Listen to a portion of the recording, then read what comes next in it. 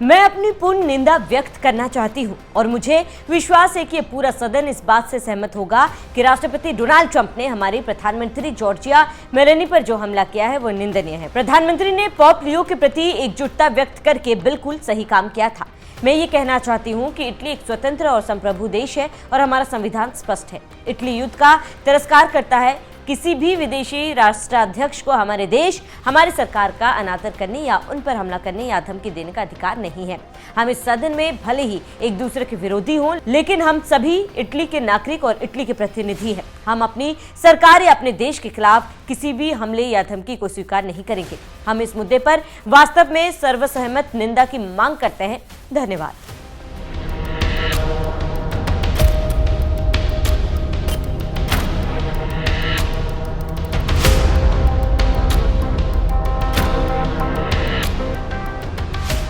नमस्कार, आप देख रहे हैं एनएमएफ न्यूज और मैं हूं आपके साथ श्रावणी पटनायक। सत्ता के मोह में हम अक्सर इतने अंधे हो जाते हैं कि हमें अपनों और परायों के बीच का फर्क नजर आना बंद हो जाता है। लेकिन आज 7 समंदर पार इटली की संसद से एक ऐसी आवाज गूंजी है जिसे सुनकर हिंदुस्तान के कुछ सो कॉल्ड देशभक्त राजनेताओं को शायद आईना देखना पड़ जाए। विपक्ष का काम विरोध करना है, लेकिन क्या विरोध की सीमाएं सरहदों पर जाकर खत्म नहीं होनी चाहिए? इटली की विपक्षी नेता एली श्लेन ने दुनिया को दिखा दिया कि जब बात देश के सम्मान की आती है तो प्रधानमंत्री की कुर्सी पर बैठा व्यक्ति सिर्फ एक पार्टी का नेता नहीं बल्कि पूरे राष्ट्र का गौरव होता है। लेकिन शायद ये बात भारत के कुछ नेताओं को समझ नहीं आ रही। ये है इटली की विपक्षी नेता एली श्लेन।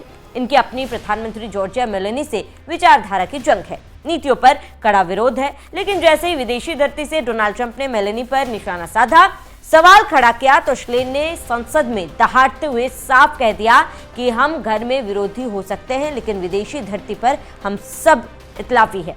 हमारे देश और हमारी सरकार का अपमान बर्दाश्त नहीं किया जाएगा। अब जरा भारत की बात कर लेते हैं। बात हिंदुस्तान की करते हैं। यहाँ तो उल्टी गंगा बहती है। यहाँ विपक्षी नेता विदेशी मंचों पर जाकर अपने ही देश के लोकतंत्र को कटघरे में खड़ा करते हैं। कभी अमेरिका में तो कभी लंदन में अपने ही प्रधानमंत्री के लिए नफरत का, सौदागर जैसे शब्दों का इस्तेमाल भी किया जाता है। विडंबना देखिए, इटली में विपक्ष अपने पीएम की ढाल बन रहे हैं और हमारे यहाँ विपक्ष विदेशी ताकतों को अपने ही देश के आंतरिक मामलों में हस्तक्षेप करने का न्योता देते नजर आते हैं। राहुल गांधी जैसे बड़े विपक्षी चेहरे कई बार विदेशों में जाकर भारत की लोकतांत्रिक व्यवस्था, सरकार और नीतियों पर तीखे बयान देते हैं।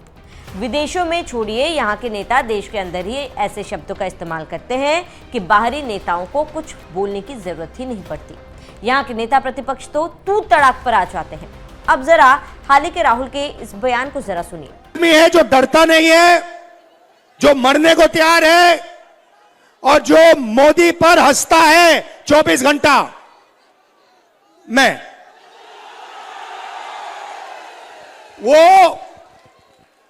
आपको बता रहा हूं, कल का वीडियो देखिए। वो मेरी आंख में आंख नहीं मिला सकता है, वो डरता है। अब यहाँ राहुल गांधी जिस तरह से पीएम के लिए शब्दों का इस्तेमाल कर रहे हैं, इसे विरोधाभास का लेवल ही अलग नजर आ रहा है। मतलब विचारों का, फैसलों का विरोध तो ठीक है, लेकिन ऐसे संबोधित करना अपने ही देश के प्रधानमंत्री को, जब आप खुद के देश के पीएम का रेस्पेक्ट नहीं करेंगे तो बाहर से क्या उम्मीद आप कर रहे हैं? सवाल ये नहीं कि आप प्रधानमंत्री मोदी या उनकी नीतियों से सहमत है या नहीं। सवाल राष्ट्र के उस स्वाभिमान का है जो दलीय राजनीति से कहीं ऊपर होता है। क्या भारत का विपक्ष कभी ये साहस दिखा पाएगा कि विदेशी सरजमी पर वो केवल भारतीय बनकर खड़ा हो? क्या वो कभी ये कह पाएगा कि हमारे मतभेद घर के हैं और दुनिया को इसमें बोलने का कोई हक नहीं है? इटली की इस सांसद ने आज भारत के उन राजनेताओं को एक बहुत बड़ा सबक दिया है जो राजनीति को राष्ट्रनीति से ऊपर रखते हैं। विरोध लोकतंत्र का कहना है, लेकिन जब ये विरोध देश की छवि को धूमिल करने लगे तो वो राजनीति नहीं बल्कि वैचारिक दिवालियापन कहलाता है। उम्मीद है 7 समंदर पार से आई ये दहाड़ दिल्ली के राजनीतिक गलियारों में बैठे उन लोगों के कान तक जरूर पहुंचेगी जिन्हें विदेशी तालियां अपने देश की गरिमा से ज्यादा प्यारी लगती है। फिलहाल आपका इस मुद्दे पर क्या कहना है, हमें कमेंट कर जरूर बताएं।